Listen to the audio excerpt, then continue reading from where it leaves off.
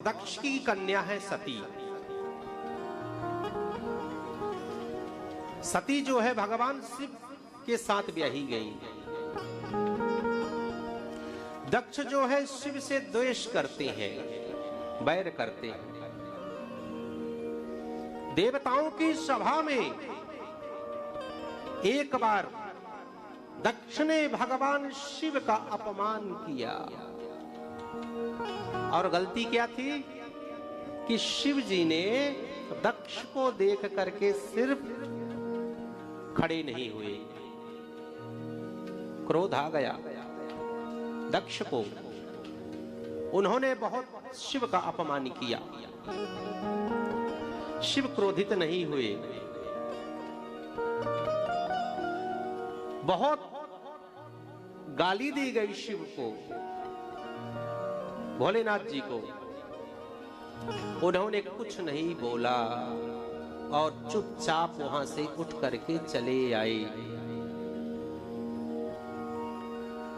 ये भार नंदी ने संभाला। वहां से अगर गाली आती, वहां से कोई श्राप आता, तो नंदी महाराज ने इस भार को संभाल लिया। नंदी जी ने शिव की तरफ से बहुत कुछ कहा और कालांतर में कुछ समय बाद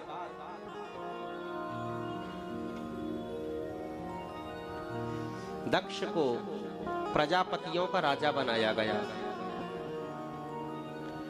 जब जीवन में हमारे कोई पद मिलता है, कोई प्रतिष्ठा मिलती है, कोई सम्मान मिलता है, तो अभिमान आता है। प्रभुता पाई काई मद नाही, अभिमान आ गया।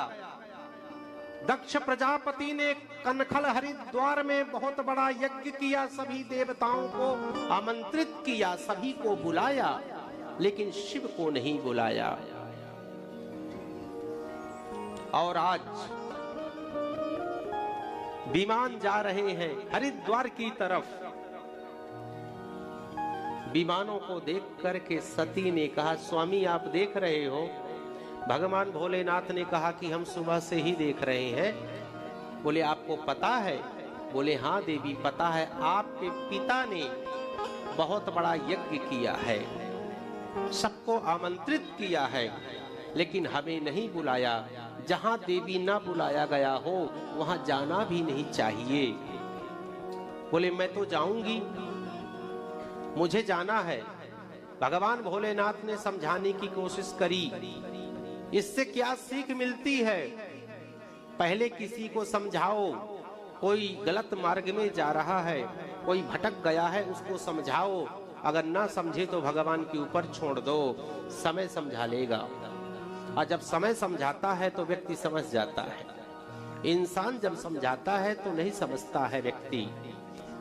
हर कथा हमें कुछ सीख देती है, और ये भी सीख देती है कि अपने से बड़े अगर हमें समझा रहे होते हैं, उनकी बात को हमें मान जाना चाहिए। सती नहीं मानी, क्रोध करने लगी, रुष्ट हो गई। तब जाकर के शिव गणों के साथ शिव जी ने सती को भेजा कि जाओ, लेकिन एक बात याद रखना, तुम्हारा अपमान होगा। तुम जा तो रही हो, लेकिन अपमानित होकर के तुम्हें लौटना पड़ेगा देवी, तुम जाओ। और सती जाती है नंदी के साथ। वहां गई, सती का किसी ने सम्मान नहीं किया। एक माता जो है, माता आकर के मुस्कुराते हुए सती को गले से लगाया है। और जाकर के सती जब यज्ञशाला में गई तो शिव का स्थान उन्होंने कहीं नहीं पाया, रुष्ट हो गई और अपने पिता को उलाहना देने लगी कि आपने शिव का अपमान किया है, आपने भोले बाबा का अपमान किया है। और आज जब मेरे पति भगवान भोलेनाथ सही कहते थे कि तुम जाओगी तो अपमान होगा, आज तुमने मेरा नहीं मेरे पति का अपमान कर दिया। रुष्ट हो गई, क्रोधित हो गई। और सती जो है इतनी नाराज हुई, इतनी क्रोधित हुई, इतनी दुखी हुई, इतनी रुष्ट हुई कि उन्होंने क्रोधाग्नि से अपने शरीर को दग्ध कर लिया, भस्म कर लिया। इधर नारद जी आते हैं, भगवान भोलेनाथ को बताते हैं सब घटनाक्रम को। भोलेनाथ जी ने वीरभद्र को प्रकट किया कि जाओ दक्ष के यज्ञ को विध्वंस कर दो, समाप्त कर दो, तहस नहस कर दो, उजाड़ दो। भगवान शिव के गण गए और समस्त यज्ञ प्रक्रियाओं को उन्होंने रोक दिया, सब कुछ तहस नहस उखाड़ के फेंक दिया। किसी के दाढ़ी को उखाड़ा, किसी के दांत को तोड़ा। यज्ञ कुंड में ऐसे भागवत जी में वर्णन है कि ऐसे ऐसे क्रियाकलापों को, ऐसे ऐसे कृत्यों को किया गया कि महाराज हाहाकार मच गया। भगवान भोलेनाथ गए, सती को देखे, सती के उस शरीर को उठा करके घूमने लगे। आज मानो तीनों लोगों को शिव जी भस्म कर देंगे। सभी देवता घबरा गए। भगवान विष्णु ने शिव को देख करके, भगवान विष्णु को भी चिंता हुई और वही अपने चक्र से 51 टुकड़े किए और वही शक्तिपीठ में परिणित हो गए। जो जहां गिरा जो अंग, वो पीठ बने भगवती के। अब भगवान ब्रह्मा जो है सभी देवताओं को लेकर के भगवान शिव के पास आते हैं और शिव से प्रार्थना करते हैं। भोले बाबा तो एक क्षण में रुष्ट होते हैं, एक क्षण में प्रसन्न हो जाते हैं। सब कुछ सामर्थ्य शिव जी के अंदर है।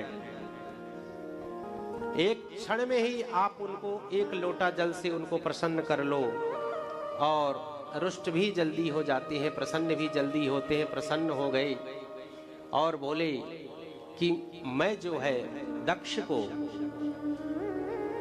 मैं कहीं न कहीं एक सबक सिखाना चाहता था। जो अभिमान आ गया था दक्ष के अंदर, उस अभिमान को मैं दूर करना चाहता था।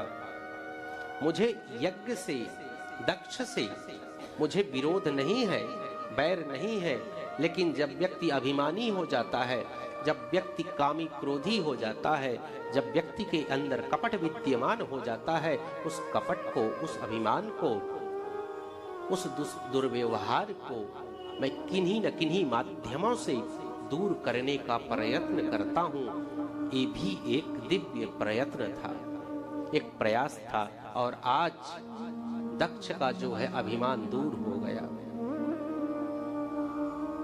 क्योंकि सर जो है धड़ से अलग हो गया था। इसीलिए हमें मैं नहीं करना चाहिए। भगवान शिव जाते हैं, ब्रह्मा विष्णु महेश जाते हैं और बकरे का सर लगता है।